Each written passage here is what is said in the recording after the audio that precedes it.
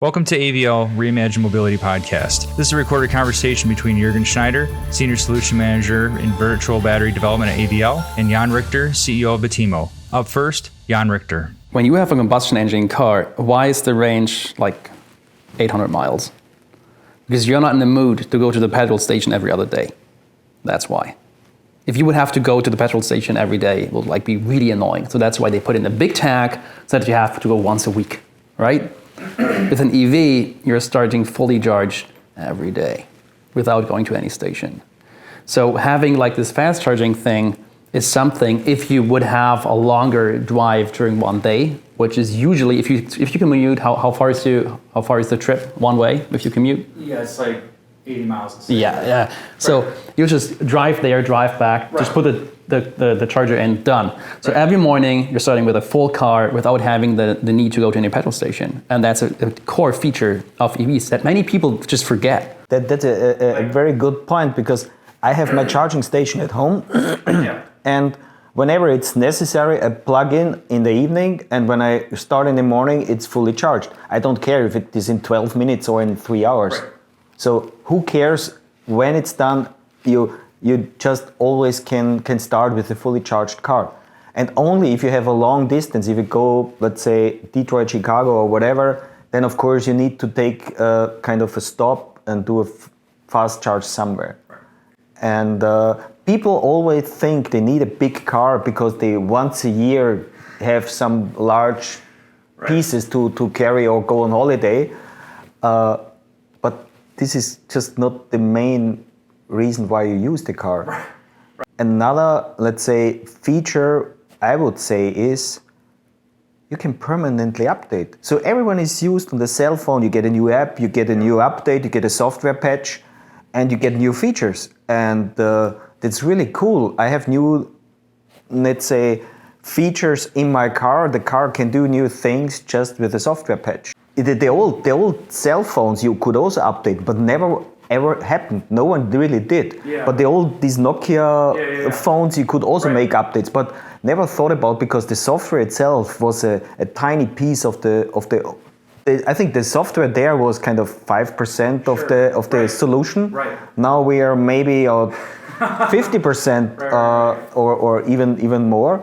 Okay. And you just also need, maybe this is something people don't want to hear, but you still can release a product, optimize it while it's already in use. So you can adjust it to the customer needs, and you don't need to think about all in advance. Right. So you just bring something out, and when you found out, okay, there is some adjustment necessary, let's do it when it's necessary. So let me give you a couple more examples of features that just EVs have.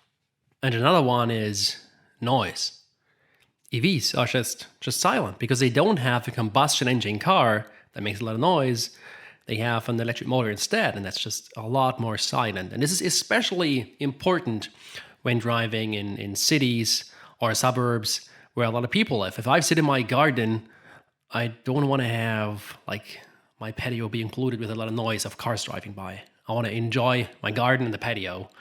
And so that's why I think electric vehicles, especially in cities with lower driving speeds, like 30 kilometers per hour or 50 kilometers per hour, where the dominant noise really comes from the motor itself, EVs can have a major impact of just enhancing the quality of living in city areas. But personally, to me, there is another thing that is really important, and where EVs are just great, and that's performance. And before I go into this, we maybe should talk about what is performance in everyday driving. Is it the maximum speed? So how fast the car can go? I mean, as you know, I'm a German, so we have the Autobahn, where we don't have any speed limit, so we can go as fast as we want. But you're in the US, and you have a speed limit everywhere. I think it's 75 miles per hour or 80.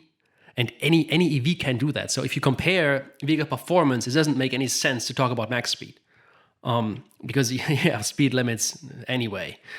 So there's another important performance aspect for me personally, and that's just acceleration. It's the way the car feels when I drive it. So there's a red light, and if it turns green, I just want to accelerate the car really fast, which just feels good. It feels sporty, and it's fun driving. And there's just a technical difference between combustion engine cars that operate with the combustion engine and the clutch, and EVs that just have electric motors and no clutch.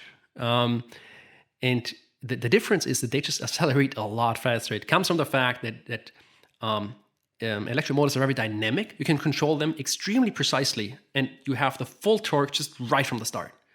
The motor doesn't even turn yet, you have the full torque. And that just feels just great when you drive such a car. And everybody who drove an EV once knows exactly what I'm talking about. And that driving then makes it a lot of fun. So if you're in like red light and two-lane street, so you're on the right, and then the sports car pulls up on the left, and you have an EV. Both cars make a kickdown. The EV, will be in front for the first like 30, 40 meters, and then you already have max speed for the road, or the next red lights show up and you have to brake anyway. And if you drive like that, that's when EVs just feel great. So it's just a very smart way of engineering a vehicle, like with batteries and electric motors, and then just driving is just fun.